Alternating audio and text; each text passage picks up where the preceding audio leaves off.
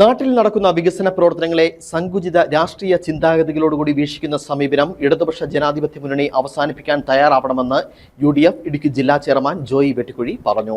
നഗരസഭ നടത്തുന്ന വികസന പ്രവർത്തനങ്ങൾ പൂർത്തീകരണത്തിലേക്ക് എത്തുമ്പോൾ അത് ഭരണസമിതിയുടെ നേട്ടമായി ആളുകൾ കാണുമെന്ന് ഭയന്നാണ് അനാവശ്യ അഴിമതി ആരോപണവുമായി ഇടതുപക്ഷം രംഗത്ത് വരുന്നത്.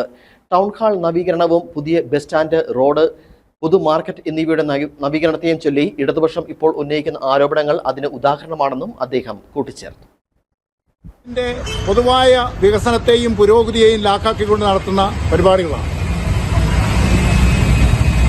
ഏതെങ്കിലും കാര്യങ്ങൾ അതിൻ്റെ ഒരു പൂർത്തീകരണത്തിലേക്ക് എത്തുന്ന ഒരു സന്ദർഭത്തിൽ അതിനെതിരെ ഏതെങ്കിലും തരത്തിൽ അഴിമതി ആരോപണങ്ങൾ ഉന്നയിച്ചുകൊണ്ട് അത് ചെയ്യുന്ന ആളുകളെ മോശമാക്കാൻ വേണ്ടി നടത്തുന്ന ശ്രമങ്ങൾ, അത് ജനങ്ങൾ അതിൻ്റെ യാഥാർത്ഥ്യം തിരിച്ചറിയും എന്നുള്ള കാര്യത്തിൽ യാതൊരു സംശയവുമില്ല.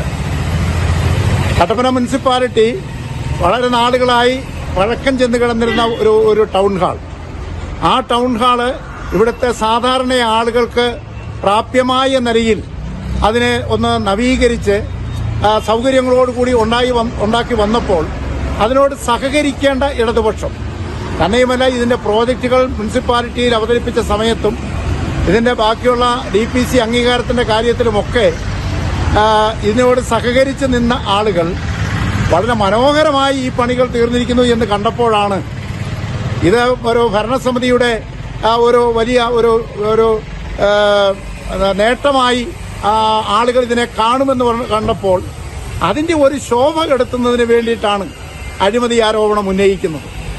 ഈ ഭരണസമിതിയുടെ ഒരു കാലഘട്ടത്തിൽ ഒരു പരിപാടിയും ഒരു വികസന പ്രവർത്തനവും നടക്കരുത് എന്നുള്ള ഒരു ചിന്താഗതിയോടുകൂടിയുള്ള ഒരു കാര്യമാണ്.